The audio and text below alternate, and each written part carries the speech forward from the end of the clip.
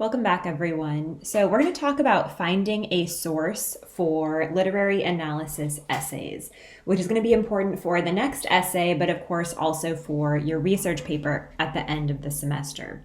So whereas for an English 101 class, finding a source from any scholarly journal or any book is generally considered acceptable, for an English 102 class, your source has to be peer-reviewed literary criticism that you find using the library databases. So let's talk about how to find that at home while you're in your pajamas. You don't even have to go anywhere. You can do this all from your computer or even from your cell phone, although I recommend using your computer.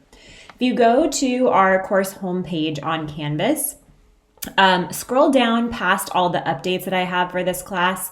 Scroll down to the original welcome page and look where it says Pierce Library Literary Criticism Guide. Click that link. And you'll see a list of databases that are really good for literary analysis. So you could get to the same page by just going to the Pierce Library, but you'll have to go through a couple other steps. If you go through my Canvas link, it'll take you directly to the literary criticism page, where our awesome librarians have basically curated a list of databases that are going to be really helpful for this class and for other literature classes. So it's going to filter out any databases that are good for science classes or math classes or psychology classes or social sciences. These are just for literature, or many of them are just for literature. So here is a list of some suggested ones. I'm going to show you a couple of my favorites, but I want to start by mentioning the Oxford English Dictionary. For years, I had hoped that Pierce would get a subscription to the Oxford English Dictionary or the OED online, and we have one now, which is so exciting. Now, this might seem like any ordinary dictionary, but it's not. With the OED, if you've ever seen a physical version of the OED, it's gigantic. But with the OED, you can search for any word, and it tells you not just the definition and the part of speech, but it gives you the etymology of the word. So you can see how the word was being used in a particular moment in time, right? Because how William Blake uses a word like the lamb might be different than how we're using a word like the lamb. So it traces like the connotation of the word, how the word was used, the evolution of the word. You can really have what happens if I type in lamb. Okay, so I'm going to click the first one, noun, because I went lamb is a noun. And it gives me not only the obvious definition, the young of the sheep, but it gives me references to the lamb, references from proverbs, figurative uses of the word the lamb, other connotations of the word the lamb. This can be really helpful, and you can actually use this in your essays if you want to. References to the Lamb of God, Holy Lamb, Christ is Lamb, references in literature. So you can kind of fall into the rabbit hole by using this. So absolutely, you can use the OED and you can cite the OED in your essay, but it's not technically going to count as one of your scholarly sources because even though it's a fantastic source, it's not literary criticism, right? It will help you really unpack one complex word in, say, the poem or the short story that you're writing about, but it doesn't technically count as literary criticism, right? Because it's a dictionary. Let's go back to the database list. I really like Jstor, so let's start with that one. And you'll see I'm already logged in. When you access this at home on your computer, as you've done before, it's going to ask you to include your password, which is a combination of your birthday and your birth month. But something will pop up and tell you what to type in. So let's say I'm writing my essay on William Blake's The Tiger and the Lamb. I'm comparing and contrasting those two poems. You want to start with the most broad search term. I'm going to just start with the tiger. And remember, William Blake spells the tiger differently, so I want to spell the tiger the way he spells it with a Y as opposed to an I.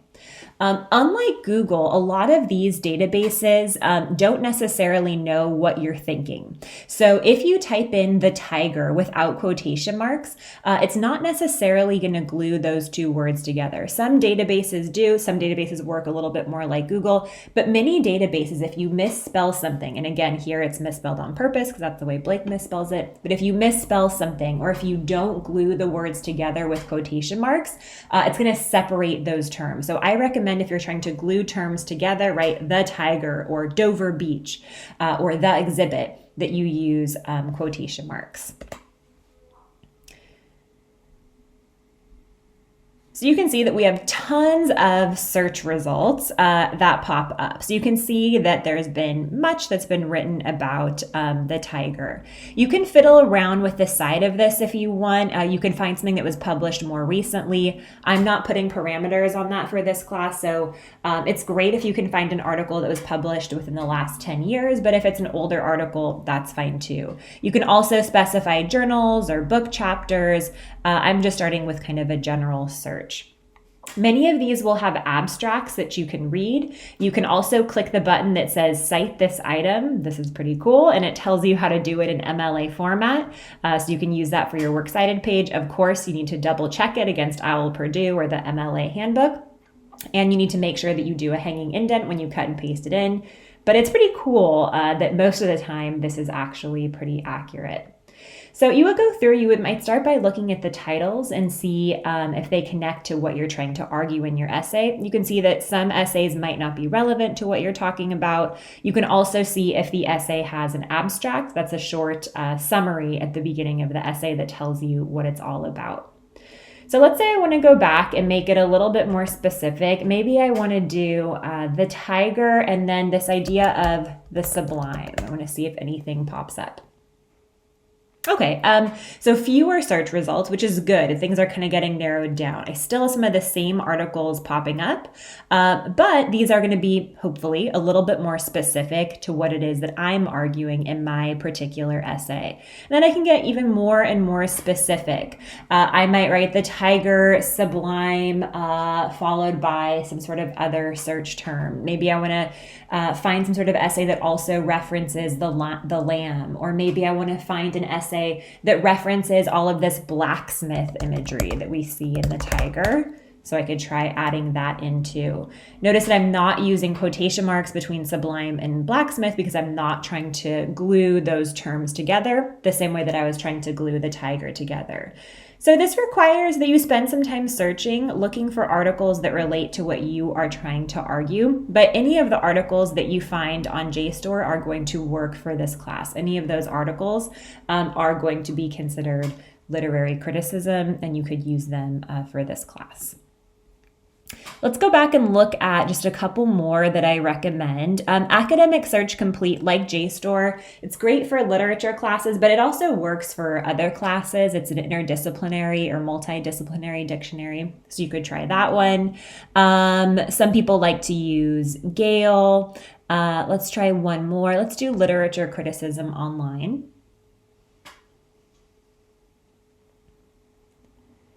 And I would just go about doing the same thing. So I might type in, let's say I was writing my essay on Dover Beach versus Dover Bitch. Dover Beach, again, I'm going to glue those. I'm just going to start with a general search term.